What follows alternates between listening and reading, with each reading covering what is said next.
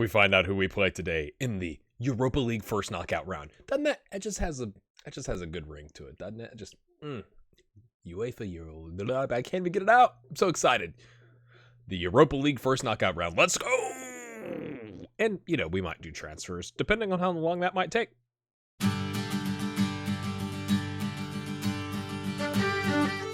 All right, my friends, welcome back in. This is big. This is big. This is big. Oh, come on, boys. Let's just look at how this could go, right? First, if we 1 win, 2 wins, 3 wins, 4 wins away from the final. I mean, that's realistic.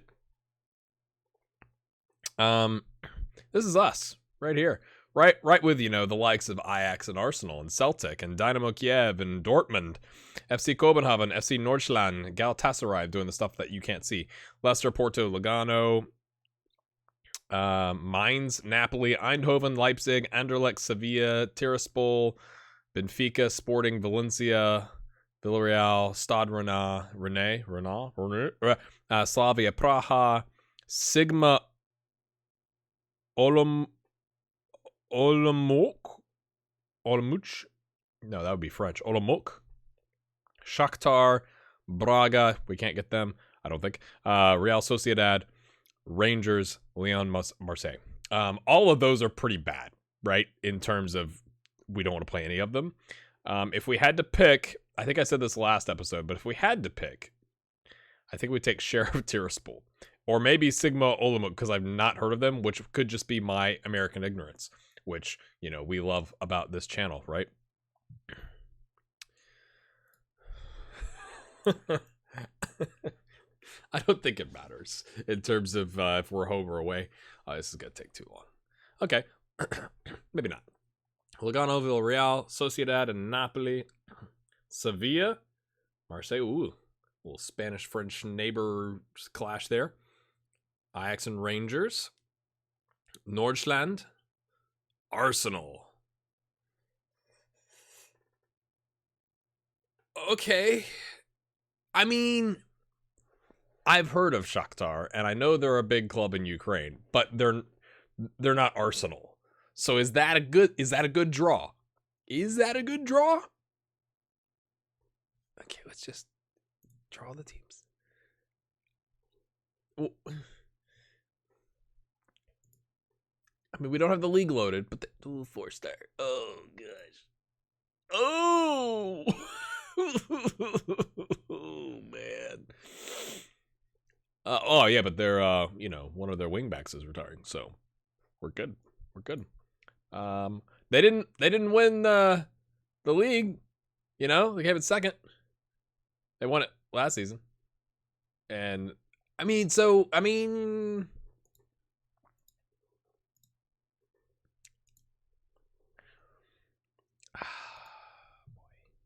So I'd already set up some friendlies in anticipation. I gave the lads, it's a 3-week preseason because I felt like they earned it, right? We played a ton of games this season. I wanted to give them as much rest as humanly possible, which is probably bad for the upcoming season. But, so I just set up 3 friendlies. I didn't do the money league, which might surprise some of you, but it's just one of those things where we couldn't get really good teams in that window. My washing machine is taking off right now. Sorry about that. I don't know if you can hear that. But it's literally shaking my pop filter and my mic. I couldn't justify, it was only going to make $5,000 for bringing in mid-table random Europa League opponents or worse, right? It wasn't huge teams. We couldn't get Premier League teams to come because they're in the middle of their season. So I was like, let's just play the local teams where it pays us almost as much on each game. It pays us $2,500-$3,500 each game, which again, we've got so much money in the bank now, it's a drop in the bucket, but it's a good competition to actually prepare us, right? We don't want to play all of when you go to select a friendly, the very small teams, because we'll crush them and it won't really prepare us to play the likes of Shakhtar and Dundee in the Iron Blue Cup semifinal. I don't remember. I even showed that to you. But that's a pretty good preseason, my friends, leading up to the Leinster Senior Cup 4th round. So that's what's going on there. I am going to see. When I edit this video, it may just end right here. But I'm going to see if we can go through the transfer window. That's going to take me some time.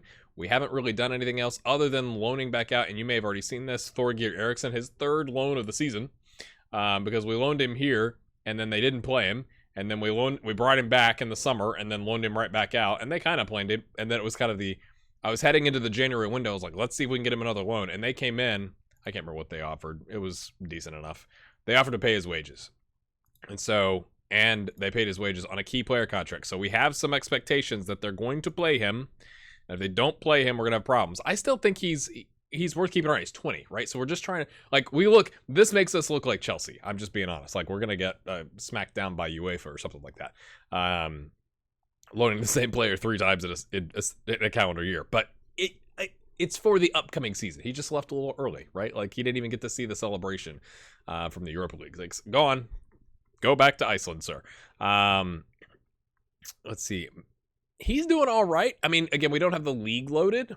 Probably should have loaded it. But he's got 13 appearances, 15 conceded, 5 clean sheets on a 6-7-1 for SC Bastia. So I'm curious if after this season, I mean, his contract with them comes in June. Should we bring him back for, like the second half of the season where we're going to be playing league games and some sort of continental competition games, right? So that's something to consider as we go through this. In terms of I think I've already showed you this, but Collins, Martin, Walsh, Cronin is gonna leave. Tony Burns gonna leave, and that's it. So in terms of gaps on the team, like right, if we look at goalkeepers. Ooh, that's not what I wanted. We got Bosson and Janadu, so that's what I'm thinking. Like, Bosson's getting a little long in the teeth. He's 30, 2.5 star. He's still good, right? Like, I'm not saying he's bad, but like maybe bring in that youngster to start kicking around with the team, right? Maybe we're making an EA Sports Cup run, something like that in the second half of the season. But I really like our squad. You guys were giving me some flack. I saw it in the in the Discord about because we hadn't fully scouted John Smith, and it looked like an umbrella because it didn't have anything on this side of whatever this is, the octagon. 1, 2, 3, 4, 5, 6, 7, 8. Yeah, the octagon.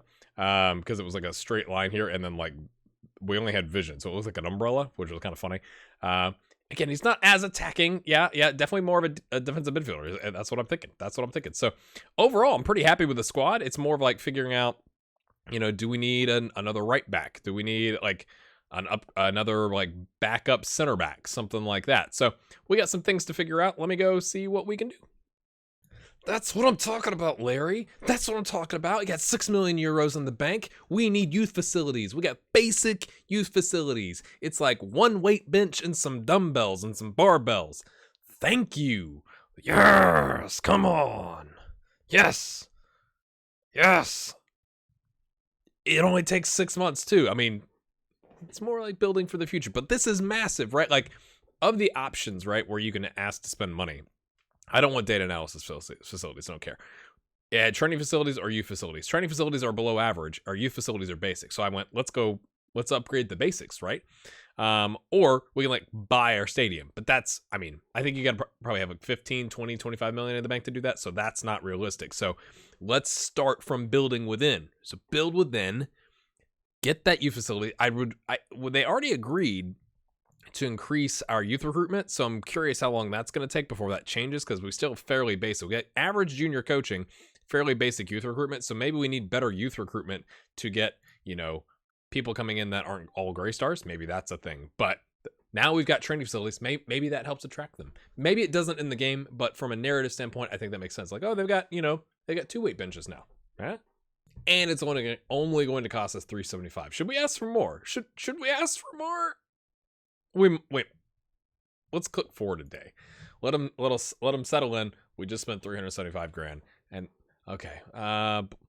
With rumors circulating that Cabinteely are invest considerable improvements to the youth team facilities, a whopping $375,000. Can you perhaps shed some light on your relationship with them? Yeah. Forward thinking. Yeah. So let's go forward another day. Let's get to the 16th, and then we're gonna ask for something else. They're probably gonna say no, but it's like, this is how you build a club, right? You make a run in a Europa League or Champions League. You get the money, right? First, you win your league, or you get into one of those spots. You make some runs, you take that money, you reinvest. You take that money, you reinvest. So that's what we're asking them to do. It's like, we got a pile of money. We got 6 million euros. I really don't think we need to buy anybody. Honestly, looking at the transfers or the potential transfers, I'm not seeing, ooh. Yeah, Experience Sportive Troyes Alb Champagne. Ligue 1. They just, no. What is, no. I mean, I'm flattered. Boom! I'm staying in Ireland. All right, we've gone forward a day. This is what this episode is going to end up being. It's just me. Okay, so now this is going to be theoretically below average. So do we do? I mean, if we're doing construction around the ground, right? Like, I know you just did this, but let's look at the money. You get 5.6 million left. Let's do it again. Okay. Better financial position to be huge benefit to consider upgrading current facilities. Yes. I think that makes the most sense. We got a lot of money. Do understand. I'm not going to lead to the press. That's getting fired 101. How about? I mean, this is probably not a good idea to do it right after you get a rejection. I can't increase the youth recruitment. Is that a thing? Oh, shameful. How about junior coaching? Produce the best players we can. Yes! Here we go! The youth movement is alive, my friends. Again, it's going to take a while, so it's not like all of a sudden it's like above average, but it's current. Or wait, was it already average? Either way, that's good. I really wish we could recruit players from like elsewhere, right? Like, that would be really good. Like, let's start pulling some folks in from continental Europe, right? And make them Irish, right? Okay. But that's what's going on. Here we go. All right, my friends. I think this is actually going to be the last part of the episode because I don't. Maybe you disagree. I don't think we need to reinforce that much in our squad. So you've got the Euros qualifying group stage coming up. It's based on the UEFA Nations League performance, and yet we are one of 10 teams seeded because we were in the A League, I guess. That's the only thing that makes sense, right?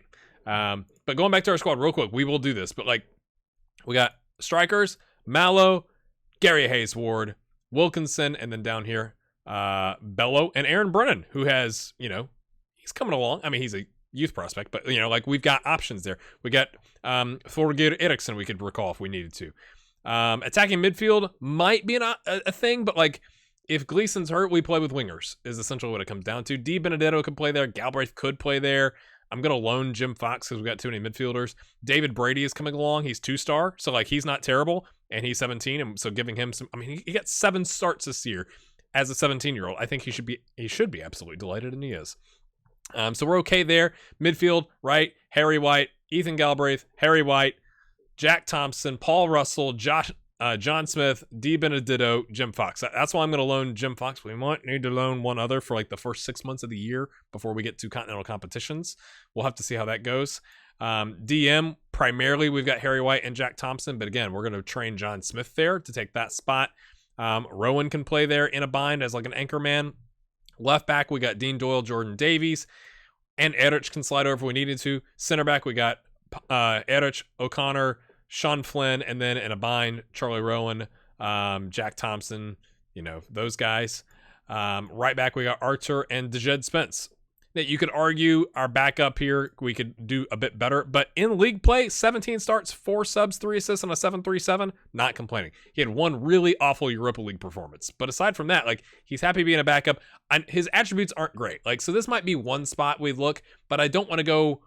What I don't want to do is go out and buy a right back that's going to expect to play, right? Because I would like to use Dejed because he did well for us. I think he earned that right, but then Arthur is going to start. So it's like, do you look at, an option like Matt Capper? We could bring him back. He's, we 21 starts in the first division because we loaned him to Athlone Town, and he's loaned until the end of the year. I thought it was next season. So we could offer to extend his loan. I think we're going to do that to continue his development. Again, it's not like it's gone amazing, but he's a 6.88 and he's at 1.5 stars right now. So if we can keep him developing, but if we need to, we can recall him. And then from there, it's a little shaky, but we got 2 good goalkeepers. I'm happy there. I showed you the guy that's on loan, Ellie. So that's where we're at. So let's go do the draw real quick, and see what happens here. Hold on a second. Someone's doing something. Okay, here we go. Let's just do it one thing. What? Oh, it does the bottom ones first. Okay, because we're the first seed. So let's fill out what, the first 3 levels at least, or no, the first 4, because they get the 4. 1, 2, 3, 4, 5. 1, 2, 3, 4, 5. Is that a 6 down here? Looks like 6 team groups and 5 team groups. Okay, so let's at least fill in all the other seeds. Okay, so looking at these groups, you get Turkey, Iceland, Kosovo, Latvia, San Marino, Czech Republic, Norway, Hungary, Malta. You could read these, right? Is there anything that really sticks out? Sweden's group looks pretty good if you can get past Sweden. I don't know how good Bulgaria is, but Cyprus, Faroe Islands, and Liechtenstein looks pretty tasty. Switzerland, okay, Albania, Russia, Austria. That looks like a tough group.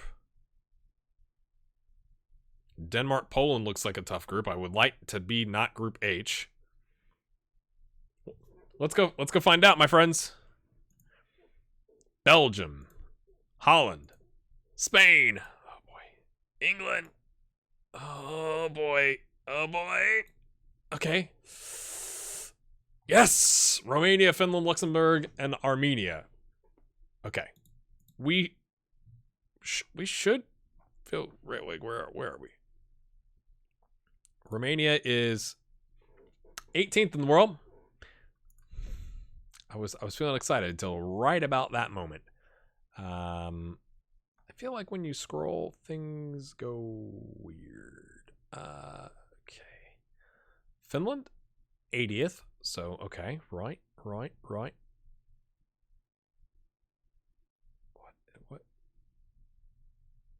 It's weird when you scroll. How? G is down here, and okay. Luxembourg, 109th. I guess I could just do this, or potentially this. No, of course not, because that would make too much sense, wouldn't it? Okay. Well, overall, I think it's okay.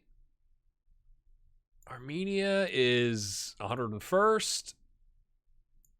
And then Luxembourg is 109th. So our big competition, you got a little risk from Finland, but majority of it is worrying about Romania. And we enter the competition on March 18th. So when we're looking at upcoming episodes, right? So we're going to come back. We're going to hop right into the Europa League. Unless there's like some massive transfer scare or window or something, I'm just going to go straight here. We'll probably play that, see what happens, but then like in an episode or 2, we'll be in the Euros qualifying. All right, my friends, that's where we're going to end it. I appreciate you watching. It means a lot. Trying to keep the content coming for you. If you've enjoyed it, you know what to do. We'll see you next time.